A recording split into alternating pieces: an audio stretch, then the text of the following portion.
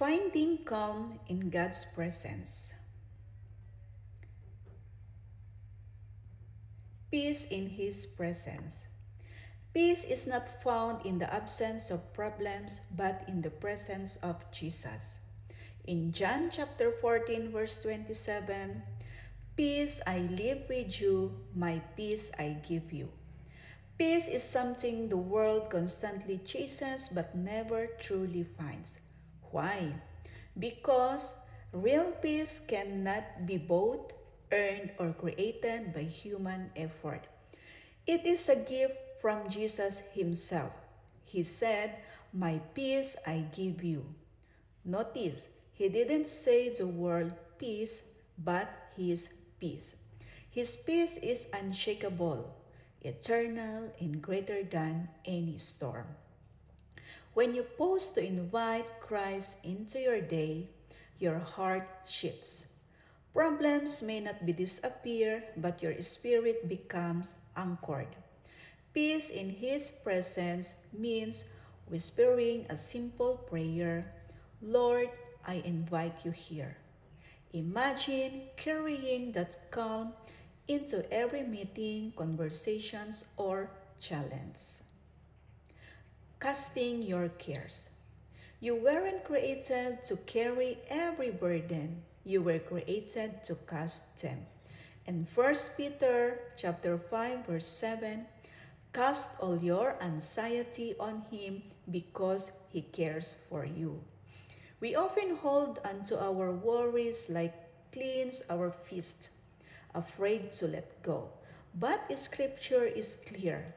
Cast all your anxiety on Him, not some, not easy ones, all.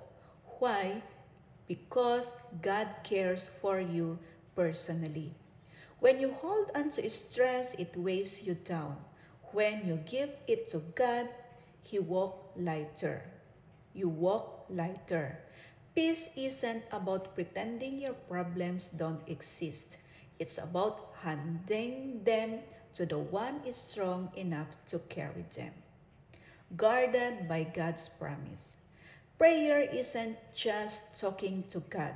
It's a pathway to supernatural peace. In Philippians chapter 4 verses 6 to 7, "The peace of God which transcends all understanding will guard your hearts and your minds in Christ Jesus." Worry is like a thief sneaking into your mind, but prayer is the guard standing at the door. When you pray, especially with thanksgiving, God places His peace as a shield over your heart and mind. It doesn't make sense to human logic. It's beyond understanding, but it works. Still waters, restored soul. God doesn't lead you forward, He leads you into rest. In Psalm chapter 23 verses 2 and 3, "He makes me lay down in green pastures. He leads me beside quiet waters. He refreshes my soul." Life can feel like running a marathon with no finish line. But God, your shepherd, doesn't just push you forward. He invites you to rest. Quiet waters represent calm, renewal, and restoration. He refreshes your soul even in the middle of life chaos. Peace over fear. Fear shouts, but God's peace whispers louder. In Isaiah chapter 41 verse 10, "So do not fear, for I am with you." Fear often steals our peace because it magnifies problems and minimizes God. But His word reminds us, "Do not fear, for I am with you." Peace comes not from knowing the outcome, but knowing the one who holds the outcome.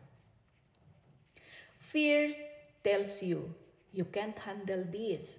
God whispers, "I am with you." That changes everything. With God beside you, you can face tomorrow with courage. living at peace with others. Peace isn't just something you receive, it's something you extend.